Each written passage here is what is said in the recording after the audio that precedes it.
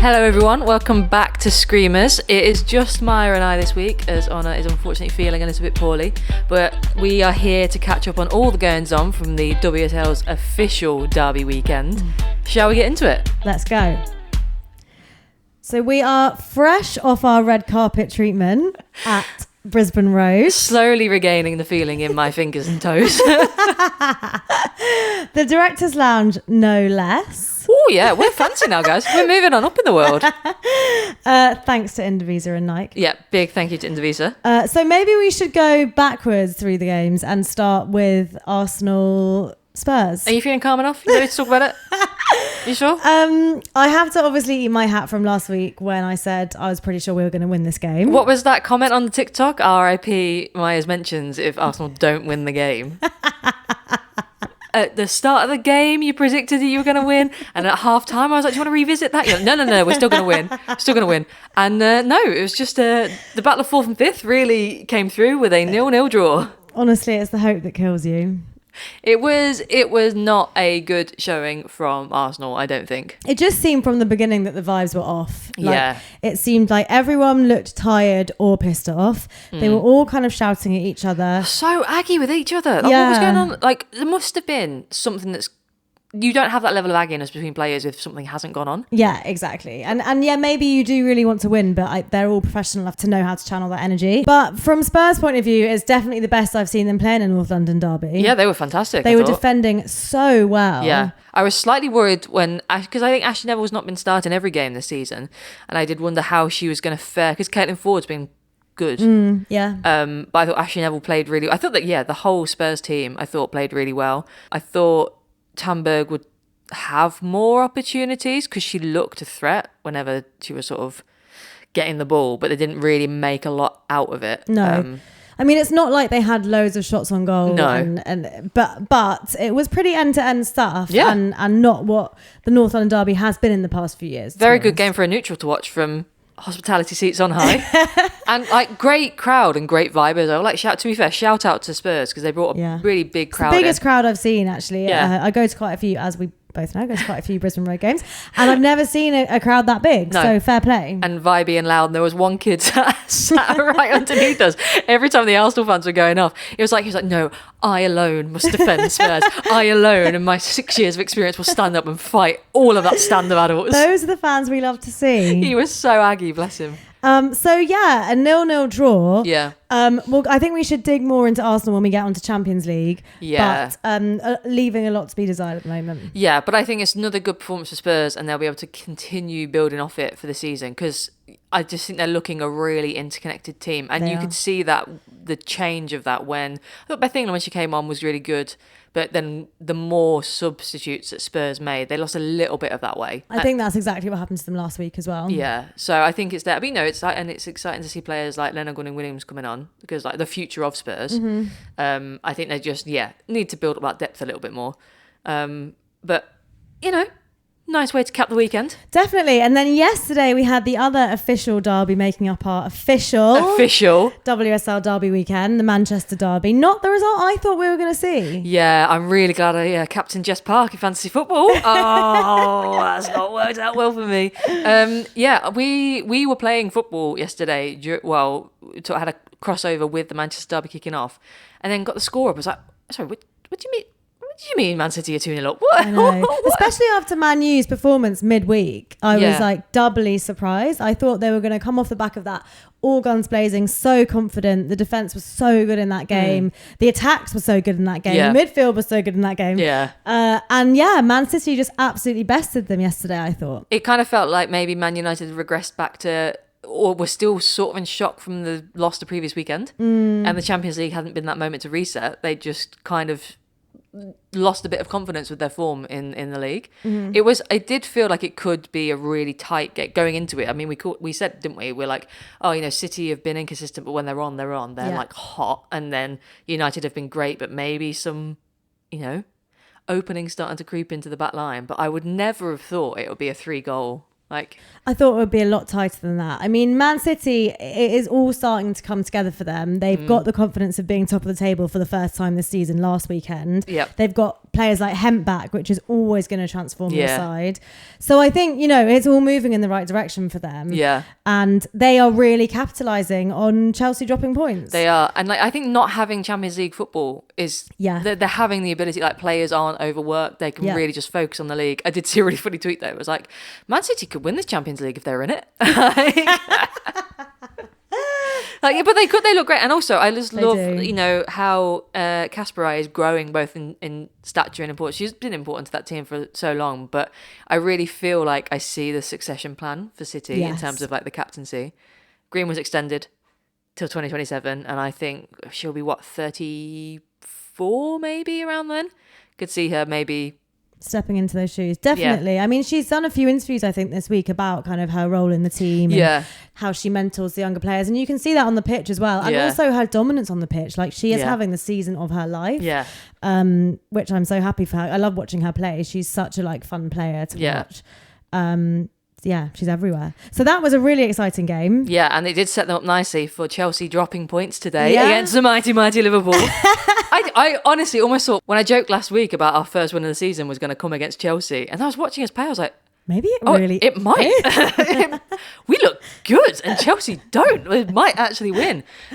I thought we played, again, it is coming together. It might not be wins and points on the board every week, but you can see the progression from week to week to week to week. It's really starting to click. Yeah. You're really going somewhere, and obviously it's hard for teams to play against. Chelsea had absolutely no luck against you after that first Alyssa Thompson goal, and they should have really been they should have closed that game with 3 points. Yeah, the quality of their players versus the quality of our players, and the depth of their players. The depth of their squad. It should have been. We shouldn't have even had a chance to equalise. But I thought we were forcing them into mistakes, high up the pitch. I thought that Beata Olsen, even before the goal, was fantastic. But that goal, the ball through from Lily Woodham, what a game. Well-deserved player of the match. But the ball through, and then the composure, because she still had to run about a third of the pitch, and to just calmly slot it past. I know, and Chelsea's back line just couldn't get to her. I'll be honest, didn't even see Millie Bright in the same frame. So God knows where she was. Keep up, M-Dog. But I want Maya Enderby to watch that, because I think that composure is what Maya Enderby is still young and missing, and I want her someone to take her aside and be like, okay, see how Better is calm and thinks about where she's placing it, doesn't try and rush those chances when she gets through. That's how you will level up. Yeah. But I think it's looking promising, and I'm feeling, even though we are now with West Ham's quite surprising win over Everton, now bottom of the table, I don't feel as worried about that as I think I might have done a couple of weeks ago. Yeah, I think we've been saying the last few weeks, the difference between Liverpool and West Ham is that obviously West Ham got a win this weekend, but their journey doesn't seem clear. It's kind of just a bit random where they're getting points, whereas Liverpool, you can see a clear build. Yeah. And especially today, you could really see things coming together. You can see the way Gareth Taylor wants them to play and how that is working now. I told you earlier, I'm on the Gareth Taylor train now. Yeah. So much for honest prediction of being sacked by Christmas. Well, look, it's not Christmas yet. And could still happen, actually. Who knows? Anything could happen. But it doesn't seem like it would be the right thing to do. I think Lily Woodham and Beata Olsen's performances over the past few weeks have really been proof that we don't need to bring in the superstars. We just need to make smart signings. Yeah. Which is what we've all been saying after the summer that we had, that we didn't do enough smart recruitment. Yeah. But if we can get another good few signings in January, another good few signings in the summer, I'm really looking forward to where we go. And I just need West Ham to remember that they are not a match-winning team and get back to their form of the previous few weeks. I'm sure it'll be fine. The season is young. I was shocked by that. So West Ham beat Everton 3-1 today. By the way, guys, we did actually just sit next to the Everton goal scorer at the game. And Maya did compliment Catch Noise on the goal. I did, yeah. She said it was a great goal. Neither of us have seen it. Yeah. So could have been the worst goal ever. And she would have been there it's a goal mask scramble, actually. But that's nice for her off a loss, isn't it? Yeah. A member of the public telling her, Yeah.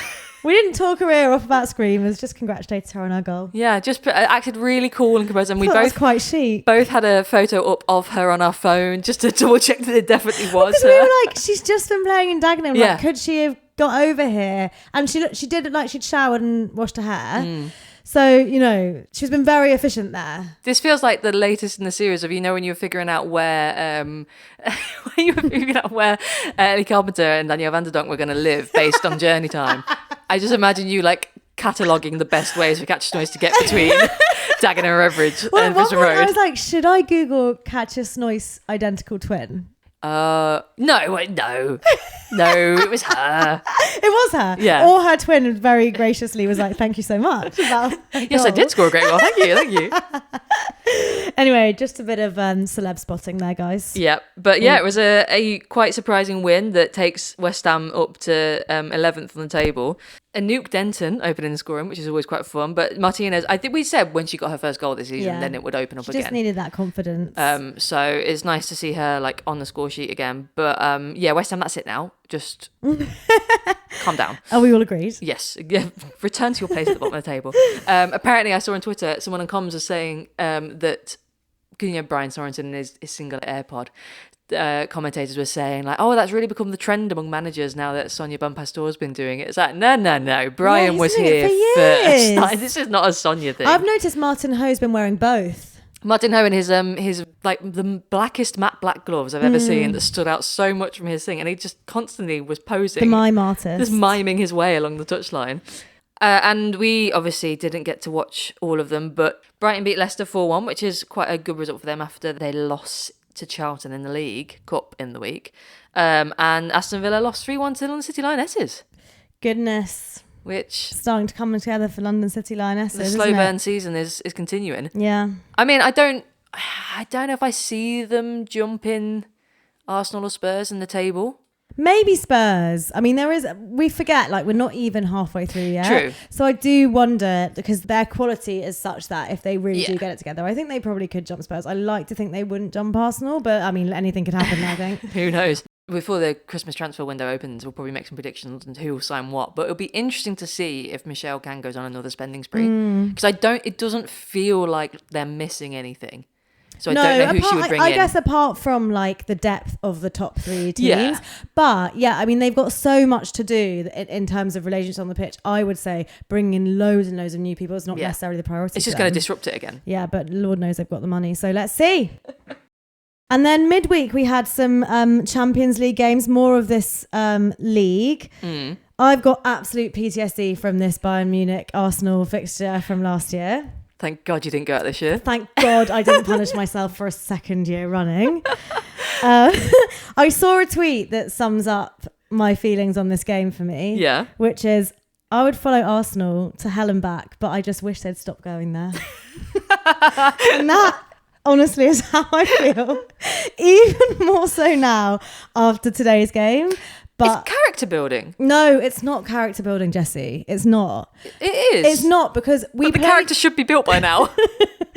I just think we played really well in the first half. Yeah. I think we have issues in the midfield without Kim Little, but I think so many of those issues come from not giving players like Kyra Cooney-Cross and Pelova really any game time since really Renee came in. It is concerning because it feels like a bit of a catch-22, and like the midfield feels so shaky when Kim Little isn't playing, so you don't want to not play Kim Little, but then the players that would be in that position are not getting the time to settle into the role. But the problem for me is that like we're sticking with this starting 11, we're using the same subs, so everyone is getting comfortable, but at the same time we're not even getting that good results. Like we've already we haven't beaten Man City, Man U, Lyon, Bayern Munich, Chelsea. Like how can we call ourselves a top club if we haven't beaten all of those teams already this season? Yeah. So like if we're not getting the results anyway, why not rotate the squad and give some of those people, you know, Arsenal has always prided itself on developing young talent, but we are literally a team of OAPs. Do you remember when we played Lyon in the Champions League semi-final last year and there was that stat of how many of the players in the starting 11 had been in Joe Montemuro's starting final 11? Team, and that hasn't changed. It's like McCabe, Catley, Ford, Little, Lotta, even like so many of them, Freedom Arnhem, they've all been starters for Arsenal. Mead for such a long time. We're not rotating and it shows. I mean, it is mad to me. I know she got hurt on international break, but it is mad to me that you're not seeing Olivia Smith start more games. I know. And today she played for about 20 minutes. She was the best thing of that game. Yeah. And yet she came on right at the end. Yeah. Not giving her enough time when you sub her on to like make a change. And then not starting in games where she came on in the Bayern game in the last 10 minutes of the game, at the very death. Yeah. And it's kind of like I feel like when she first took over the job, Renee Slager's got plaudits for like making some subs at the right time, and like reading the game quite well.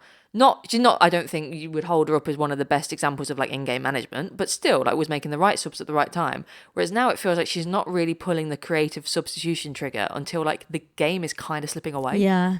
Also, in the Bayern Munich game, I'm not sure why she took Stina Blacksenius off, because I think she was actually doing something for us. I don't know. It was just these like weird subs that just the ones that she's been doing before, not like based on what is happening actually in the game. Yeah, I've always been on the Frida Maanum hype train in previous seasons, but this one it kind of feels like she's a bit flat. She's lost her effectiveness. Yeah, I agree. And it's not really. And then Stina Blacksenius might not be burying every single chance she gets, and she might still like struggle with being as clinical as she should be week on week on week.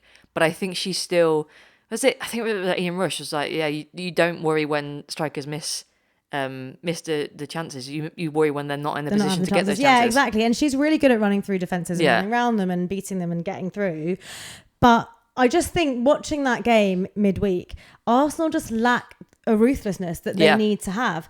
They played so well for the first half. They were pressing really high, and then they just sort of sat back and rolled over. It was like they thought the game was won. Yeah, exactly. But you can't be in that position. Like, we were literally in this position at the same time last year, and the same thing happened. Yeah. So how are we letting that happen again? I think a lot of what Arsenal's issues this season are coming from is decision making. Whether that's Renee's decision making in terms of not like the squad management, the lineups and things like that, but also we were talking about it at the game earlier.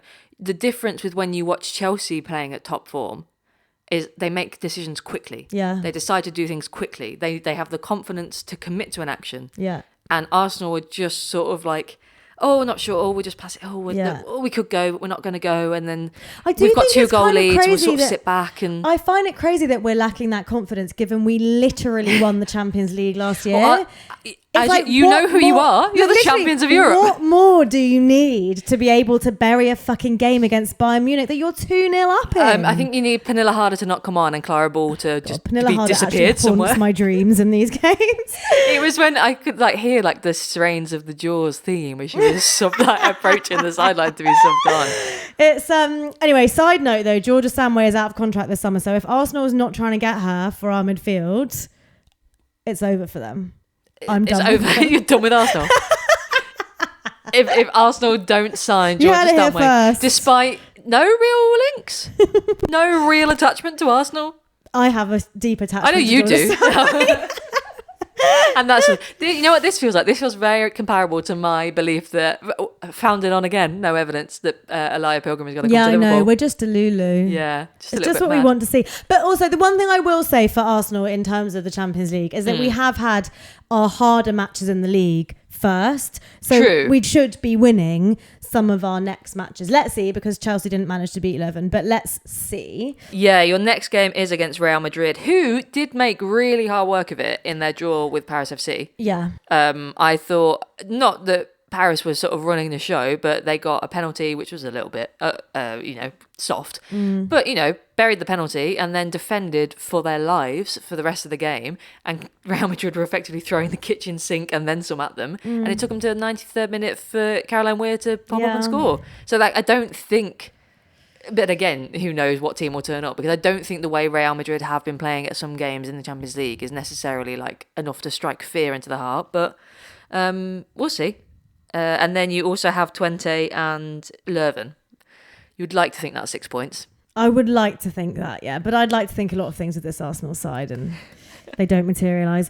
You don't want to have to add the double-header playoff in was it March? I think they're going to be February, March? I think so. It's another 2 games you could do without, because that's the kind of point in the season where injuries start to creep up and fatigue starts to kick in. And also we're already playing this new FIFA competition in January because we won the Champions League, so we're already going to get run ragged. That's got to be a thing where, as cool as it would be to win something like that again. It's got to be B-team. Yeah, it's got to be... Jenna Nicewonger is getting the full 90. Bless her. I locked eyes with Jenna Nicewonger as she was warming up today. I was just sort of looking down and she looked up directly at me. And you were blink twice. Yeah. I can save you. I'm going to car around the back. Run. And then the other big game this week in the Champions League, in my opinion, was the Man U PSG game. Oh, yes, the homecoming. The homecoming. The grand, long-awaited homecoming of one Ms. Mary Earps. And which she teased by saying, I imagine there'll be lots of boos, but I hope there's not too many boos. And I'm like, it just all feels so soap opera still. Everyone was expecting it to be the story of Mary Earps, but it was actually kind of the story of Saf Middleton Patel. Yes. Oh my God. I didn't realise Fallon Tallis-Joyce was injured. Yeah, I'd heard kind of nothing, and then it was like, oh, Saf's starting. All right. Incredible performance just to start in a Champions League game with her experience. Incredible. I know we are obviously lovers of any and all players associated with the Welsh team, but I do think Saf has, like, watching her play for Wales over the summer, you can see it's given her that experience and the confidence in big game situations, and it's so cool to see her playing in the Champions League and to play as well as she did. I don't know if she officially got player of the match, but Mark Skinner after the game said, I spoke to her immediately after the game on the pitch and I told her she was my player of the match. And I was like, that's something that will just help drive a keeper that early in her career on. I think Jade Riviere got it, actually. Well, I mean, you can't argue with that. Jade Riviere is probably one of the best right backs in European football at the minute. This season, for sure, yeah. And then incredible performances again from Jess Park. Yep. Amazing finish from Melvin Mallard. Yep. They're both just playing with so much confidence.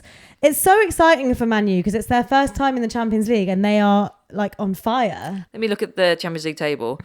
So they are currently in the automatic qualifying spots, Man United, as is Chelsea. So the top four are currently Barcelona, Lyon, Man United and Chelsea. Wow. After Chelsea's thumping 6-0 defeat of St Polton, where, by all accounts, you look at the scoreline of that and think, wow, keeper must have had a mare. But I didn't watch that game, but by all accounts, St Polton keeper actually pulled off, like, an incredible amount of saves. Oh, God. And then the next day, sat an exam.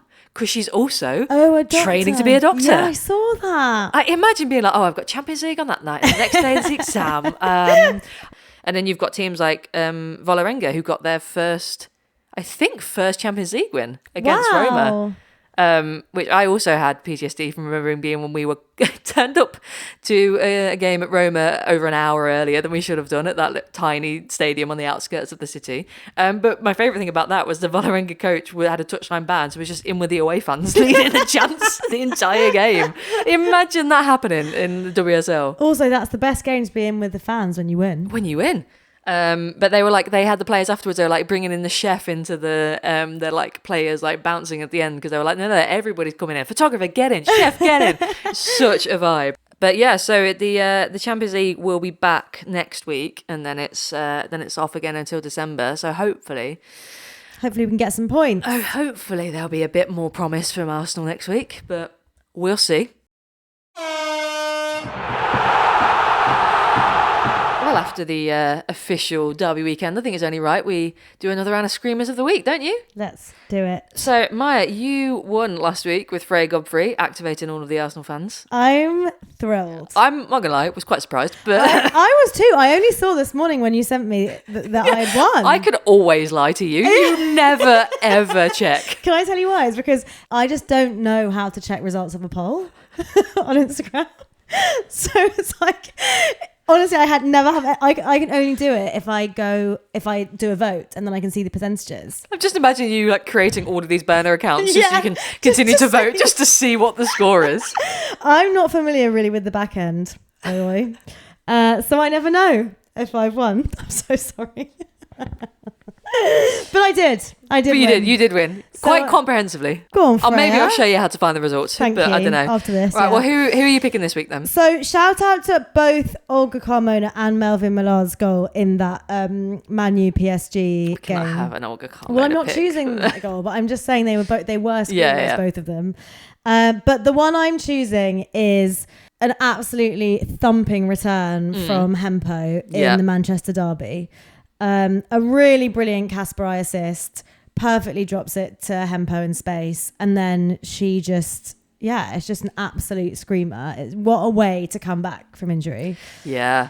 What a way to seal the win against their rivals. I just thought it was an absolute beauty. Yeah, it was a very good goal. What are you going for? I am going for, I watched on Friday night the Old Firm, Rangers versus Celtic, and it was a really, really fun game because it felt like It's such an overused cliche, isn't it? But like a tale of two halves. Because Celtic were insane in the first half. Like they scored 2 minutes in, but didn't feel like, sometimes when teams score really, really soon and then they get overconfident and then they end up losing. Like this was like, oh no, yes, I do know that. Yeah, quite intimately. You do that well, do you?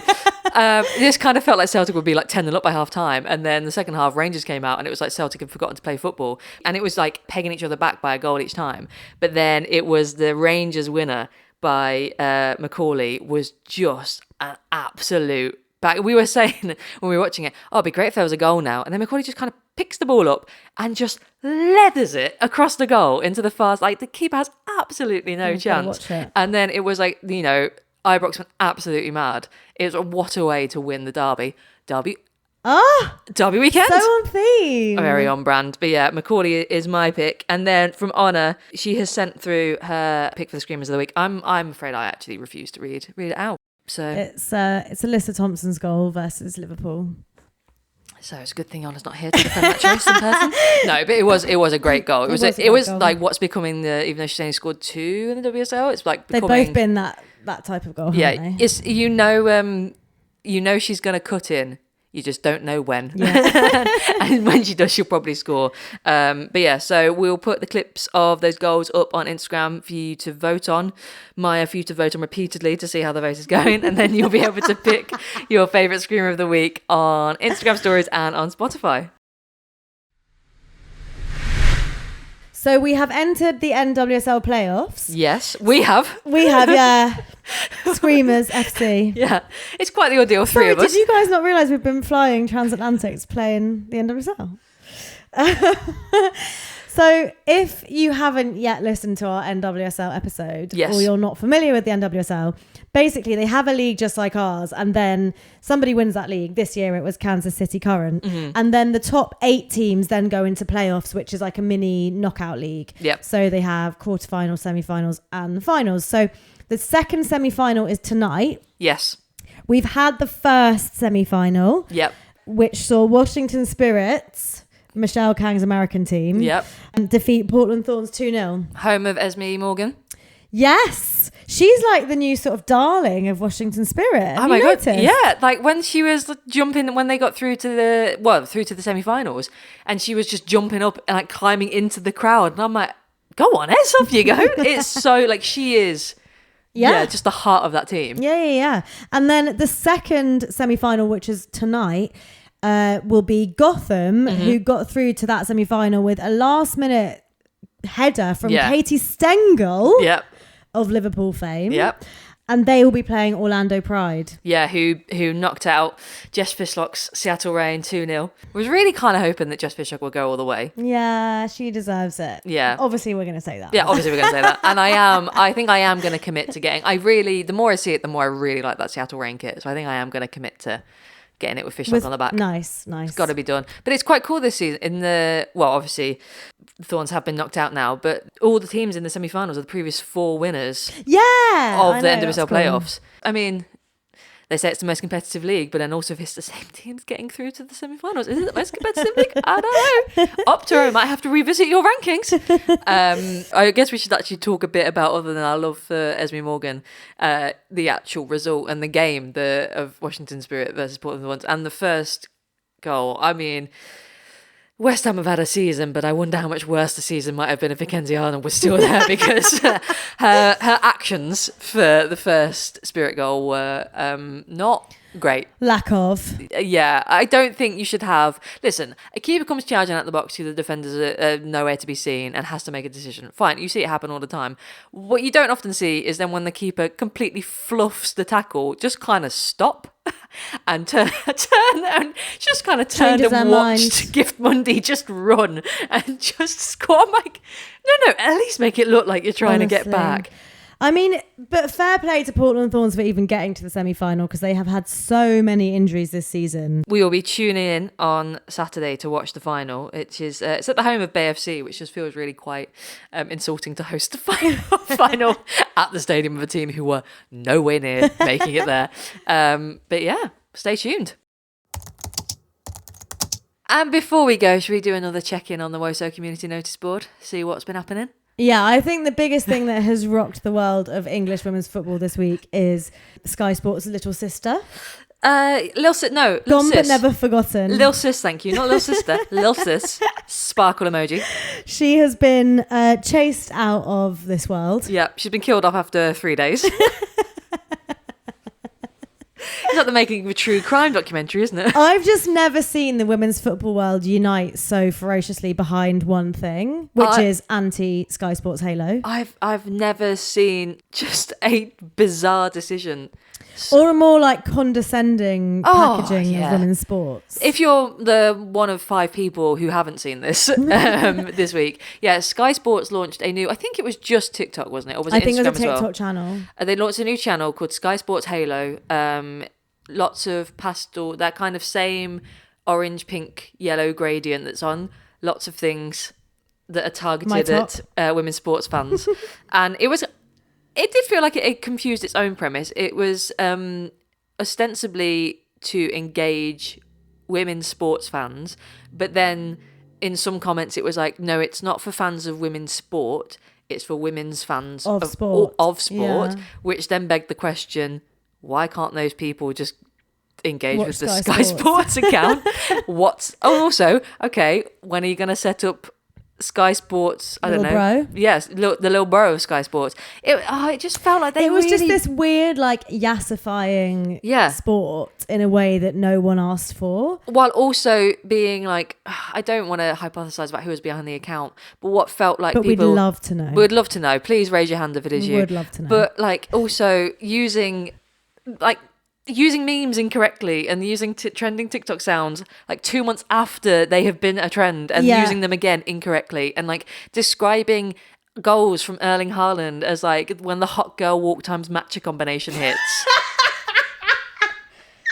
That one is so funny, and I loved it so much that I looked onto the TikTok yesterday to look at it again, and they deleted it. They deleted everything, and I just thought, oh my god. This is iconic. I just couldn't understand if you had made it an account that was like, we know some young sports fans. Yeah. Let's not make it explicitly young girls, but some young sports fans. Sometimes they like the sports content, but they also like silly meme culture around it. They like fan cam edits. Yeah. Fine, but like, you know what? I'm pretty sure teenage girls are capable of engaging with sport.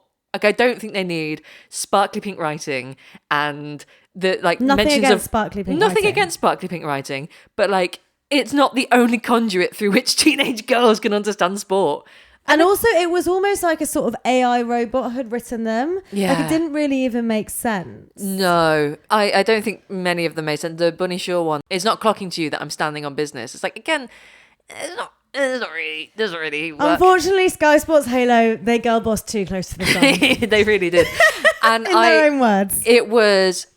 I think they thought that kind of sassy corporate energy, you know, like the Ryanair tone of voice was really going to work for them. It's a very WPLL tone of voice as well. Yeah, it felt like... Do you remember TV show W1A? Yes, I loved it. I feel like... What was her name? What's Jessica Hines' character in that? The PR woman, yeah. And you can imagine being like, no, it's just an account. We're going to make an account just for when girls. She's trying to pitch Wimbledon. It was very that. Very that. It's... to be a fly in the wall in the meeting to start the Sky Sports Halo channel, but also the meeting to close it down. Do you think it was Ruth Brown's TikTok that really killed it off? Or Kirsten Kasper's, she did one too. Yeah, just game changer. Yeah. What a game changer. They're a power couple. Yeah. They're speaking truth to power. They are speaking truth to power. The FA, they're coming for you. The other person who got absolutely schooled this week, other than the Sky Sports Halo team, is Sir Alan Sugar. Did you see that? No, didn't see that. Sir Alan Sugar tried to take the piss out of a kid on Children in Need. Great look for Alan Sugar. took the piss on children in need. Did no one brief him as to what he was doing? So they were in a sort of apprentice setup, and the kid said something about Spurs, and Alan Sugar said to him, "Oh, is your dad an Arsenal fan then?" And the kid was like, "Yeah, so am I." And Alan Sugar said, "Well, when was the last time Arsenal won something?" And he said, "The Champions League this summer." Oh, yes. Mic drop. Give that kid a crown. Loved that. I loved that. And what did Alan Sugar say to that? I think he had some sort of, honestly, the comeback wasn't good enough for me to now remember it. Was there just a really abrupt cut? I think I can't really remember, because obviously he would have wanted to be chauvinistic, but would obviously have maybe realised at the last second that wasn't a good look. I mean, it's never stopped him before. So true. They probably just cut it. Yeah. Oh dear. My thing for the notice board is apparently, so Trinity Rodman's contract comes up at the end of this season. So, presumably after the playoffs. So presumably she'll be signed by Chelsea soon. Well, so I think the NWSL are scrambling a little bit because they are worried that more and more players are going to be looking to move to Europe, mainly because Emma Hayes, I think, has been telling them. She's infecting them, yeah. And I do think that is, I wonder if that's going to become a little bit of a conspiracy theory, but I think it's probably, it's the twofold of a manager who is more encouraging of that, not saying do it, but if you look at the history of most US women's national team coaches, they don't have experience of coaching in Europe, so they can't speak to the level of it is and how much it can help your career, whereas Emma can, obviously. But also it's someone that they can ask for advice, and she's not telling them to do it, but if you've got a player who comes to talk to you about it. Yeah, exactly. And also she does have the contacts here, which they haven't had in their manager before, so it's not exactly that she's like pressuring them or telling them all to come to Europe. It's just that it has made it so much easier for them to do so, and to actually like for it to be less of an abstract idea for them. Yeah, it's someone who can actually help real. And now that there's more players as well, now you have Naomi Gurma, you have Alyssa Thompson, Kat Macario. Ooh, what unite to all those players? Where are they? And you have players in the league, or like you have Katie Stengel in the NWSL who's played. There are more players who've gone back. Esme Morgan, there are players who've gone both ways. But I think the NWSL overlords are worried that more and more players are going to move. Yeah. And so they are having what is effectively like crisis talks with Trinity Rodman's team to try and get her to stay. And but I thought the most interesting thing was, part of her team's point is that the wages she can be offered because of the salary cap in the NWSL, the wages she can be offered in Europe are so much higher. So I wonder if that salary cap, which has been like the process of all these, the collective bargaining agreements, the players' union over there, which I think is such a strong point for the league. Definitely. And it would be a real shame if it then all the collective bargaining agreements, which I think have raised the floor for a lot of players as well, but that at least 3 WSL clubs have been in contact with Trinity Rodman's team. Wow. To gauge her availability and her interest. Wow. The at least 3 says to me there's 4, but the 4th one doesn't want to be known. Yeah. Wow, that's so interesting. I mean, I do remember seeing or listening to Tobin Heath and Kristen Press talking about the collective bargaining agreement and the salary cap, and sort of talking about that as a reason why so many NWSL players are now looking to leave the NWSL. But you're right, I think it definitely does need to be looked at, because it's a very real threat, especially like you say, now that they have Emma sort of at the centre of their national team programme. It's like, on the one hand, I would love it for more of those exciting players to come to Europe, like to be able to see, because I feel like Trinity Rodman is sort of like in the same vein as what Alyssa Thompson was before she moved to Chelsea, and like, oh, you know her from seeing glimpses of the US at international tournaments, but you don't get to watch them week in, week out. So obviously, as UK based fans of the WSL, it's fun for us to see those players come over, but you never want it to be just like a constant one-way exodus. No, exactly. And also, especially with the NWSL, they've announced another expansion team this week in Atlanta. Oh yeah, I saw that. So they really can't afford to be hemorrhaging all their good players, because they're really making a bid to make their league bigger and more high profile. So it's not going to look good for them if all their star players continue the exodus. Feels like the Trinity Rodman transfer saga could be one that rolls on. Yeah, interesting. Watch this space. That's all we've got time for on Screamers this week, but come back next week where we will be reacting to the latest Lionesses squad announcement. Sod's law, they're announcing it as this episode goes live, but can't have everything. And we will also be seeing how Arsenal will get on in their next Champions League match, along with all the other fixtures that week. But until then, follow us on Instagram, TikTok and YouTube at @screamers_pod, or you can email us at screamerspod@gmail.com. And please follow, rate and review us wherever you're listening right now, so we can reach even more women's football fans. Bye! Bye!